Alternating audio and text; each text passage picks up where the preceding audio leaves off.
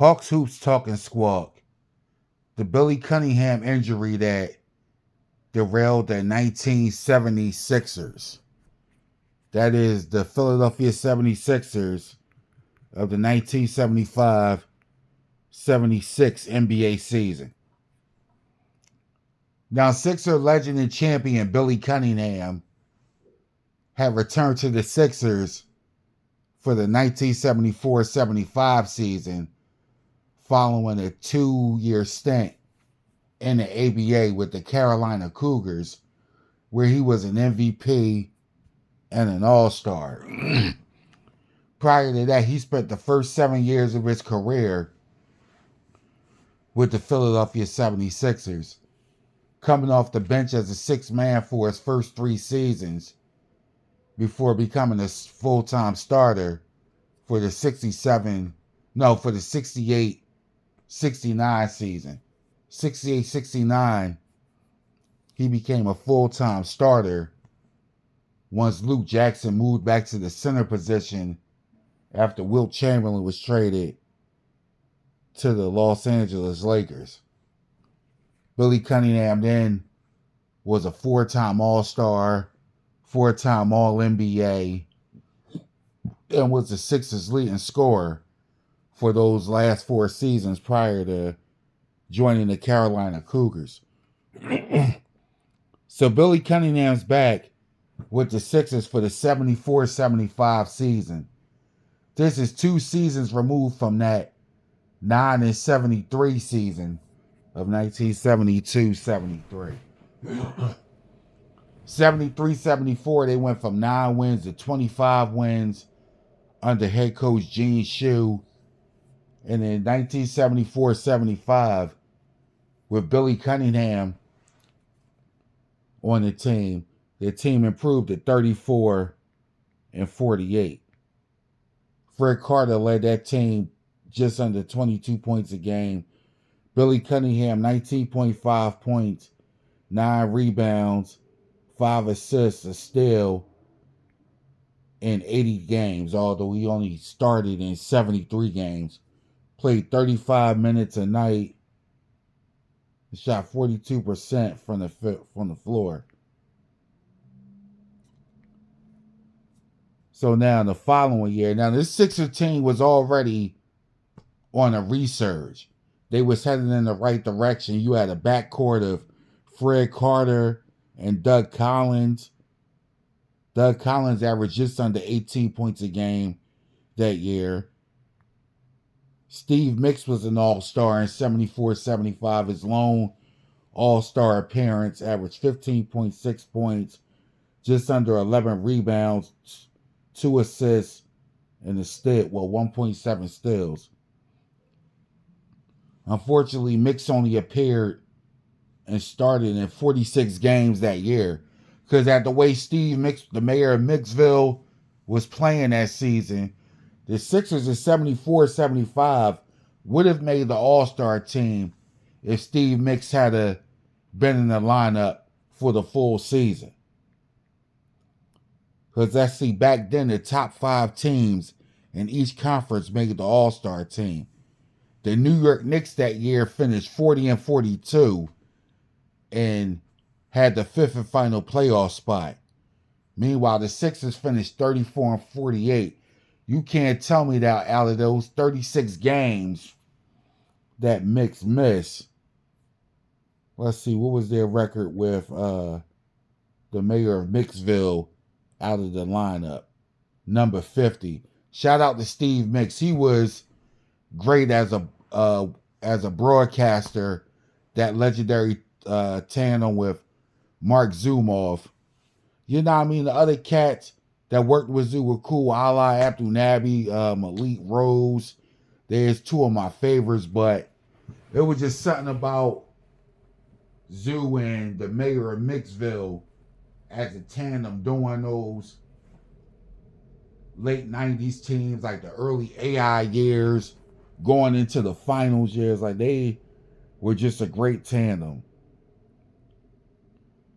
So shout out to the mayor of Mixville. Also shout out to Mark Zumoff. But you can't tell me that out of those 36 games that Mix missed that the Sixers couldn't have won. Come on, at least 10 or 15 of those. Like I said, Mix was averaging a career high 15.6 points and just under 11 rebounds. Those were career best for the mayor of Mixville. With a healthy Steve Mix, that team wins 10 to 12 more games easy. Not saying they won the title because Washington and Boston dominated the East those years. So, but they would have been on par with, say, the Buffalo Braves, who finished 49 and 33 that year. So, it would have been great nonetheless. Starting five of Fred Carter, Doug Collins, Billy C., Steve Mix, and Harvey Catchings at the center. Like Harvey Catchings, Clyde Lee. Clyde Lee, wasn't much of a scorer, but he did average 9 rebounds a game. Now the following year, that's the year George McGinnis suits up for us. Now remember, we originally drafted George McGinnis in the 1973 draft, but he had already signed to the ABA, so he was with the Indiana Pacers through the 74-75 season. And then, the Sixers, they went through all of that court stuff with the Knicks, and we had Big George's rights.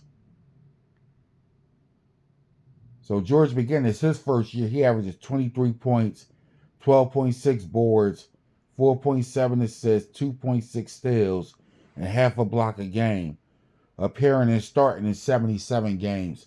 All NBA first team. And that would have been a great team. That would have been damn near a 60-win team. You're talking a lineup with Fred Carter, who that year, shout out to Fred Mad Dog Carter, averaged just under 19 points a game. Doug Collins, his first of 4 All-Star seasons, averaged just under 21 points a game. George McGinnis averaging 23 points a game. Steve Mix a shade under 14 points a game, 8.2 rebounds. Steve Mix would have been the top 6 man in the NBA had Billy Cunningham finish out the season as a Sixer.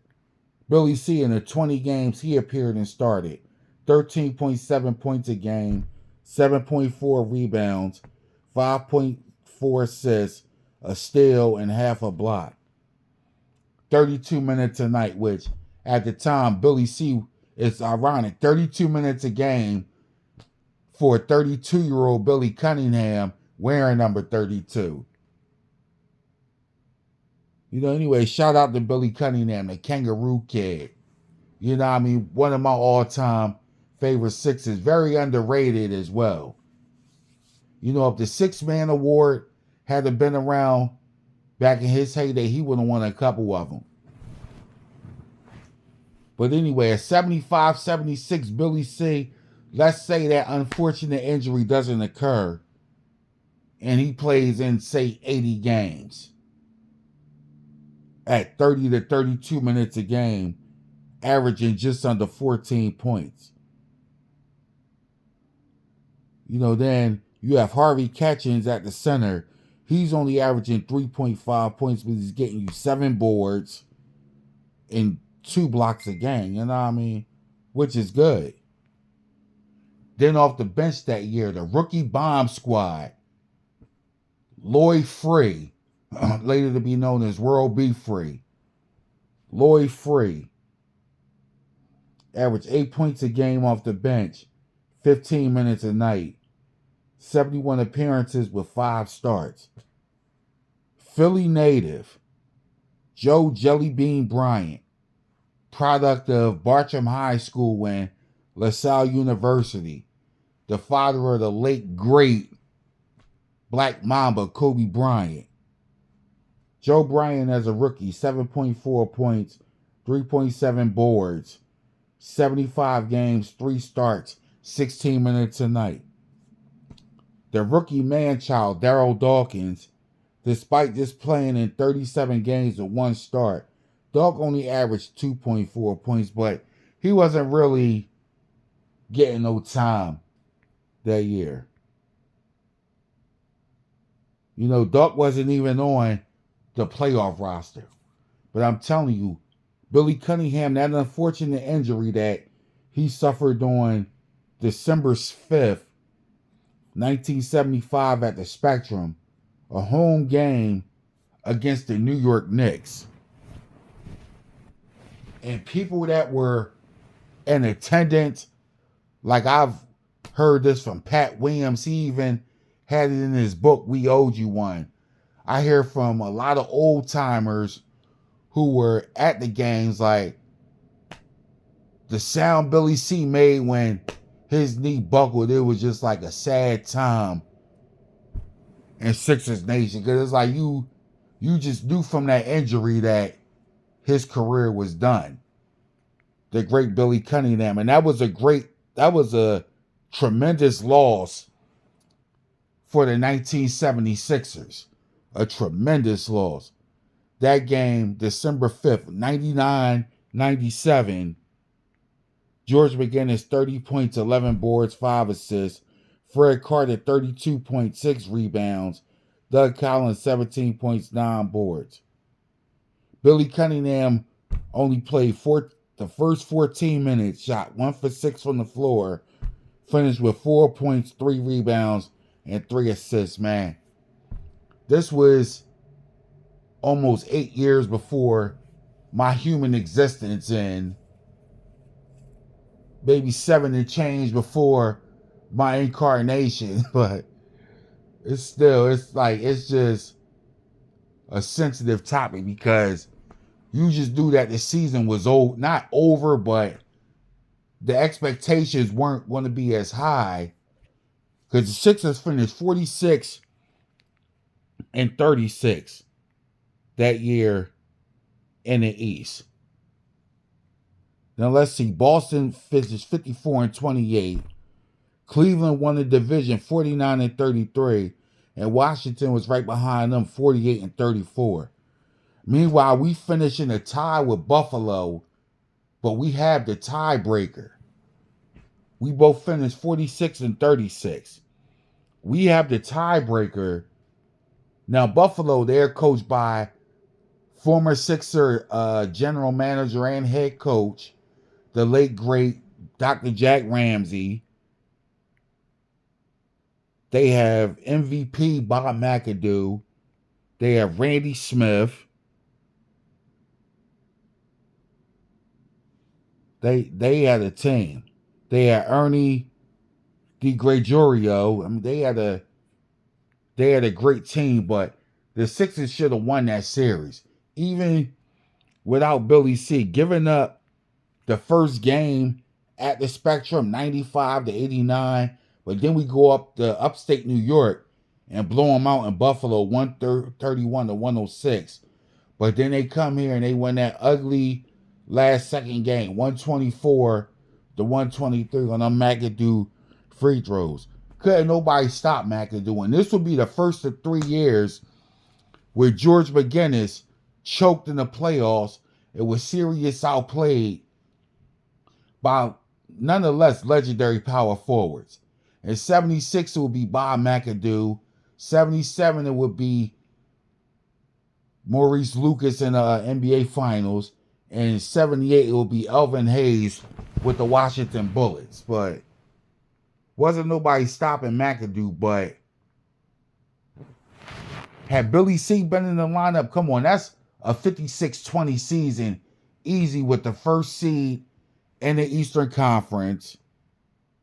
And that would have resulted in a bye in the first round. You know what I mean? Possibly a matchup with Buffalo in the second round, which we would win. That Buffalo team was good. So with a fully stocked 1976ers team, I'd say 6-7 games. I'm not saying we'd beat Boston because that 76 Boston team was great. Dave Cowens, Finals MVP JoJo White, Charlie Scott, John Hondo Havlicek, Paul Silas. That nonetheless would have been a great series, a great series. You know, and it could have gone either way, but the 1976's chances at a championship would have been a whole lot better with Billy C in the lineup. And let's say he embarks on a nice playoff run with the Sixers through at least the Eastern Conference Finals.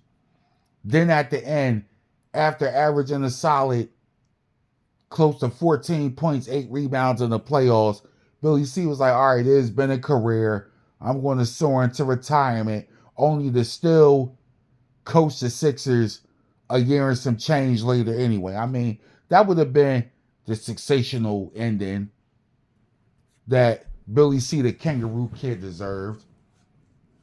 Because even if the Sixers don't beat the Celtics in the 76 Eastern Conference Finals, that's still a 6-7 game series. You know what I mean? Listen, Fred Carter, Doug Collins, Billy C, George McGinnis, Harvey Catchings, Lloyd Free, Jelly Bean Bryant. Darryl Dawkins wasn't on that roster, but Steve Mix would have been the 6th man anyway. So you have Steve Mix, Lloyd Free, Jelly Bean coming off the bench.